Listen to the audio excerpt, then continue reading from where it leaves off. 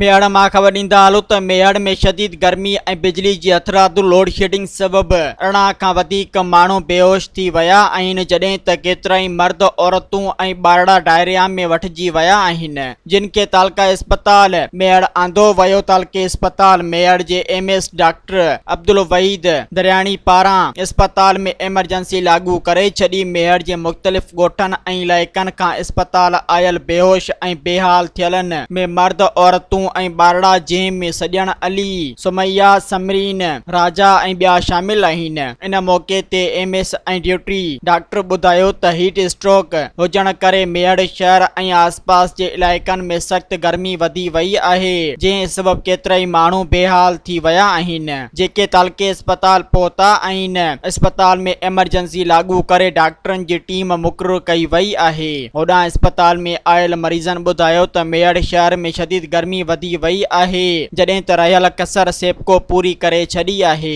मेवाड़ में सख़्त गर्मी ऐं मौसमियात खाते पारां हीट अलर्ट जारी थियण खां पोइ बि सरकार मुतहरिक नाहे थी सघी। हिननि मुतालबो कयो आहे त शहर में थधियूं सबीलूं लॻाए हथरादू लोड शेडिंग ख़तम कई वञे। सब्सक्राइब कयो अवामी न्यूज़ HD खे ऐं ताज़ा तरीन ख़बरुनि लाइ ॾिसंदा रहो अवामी न्यूज़ HD।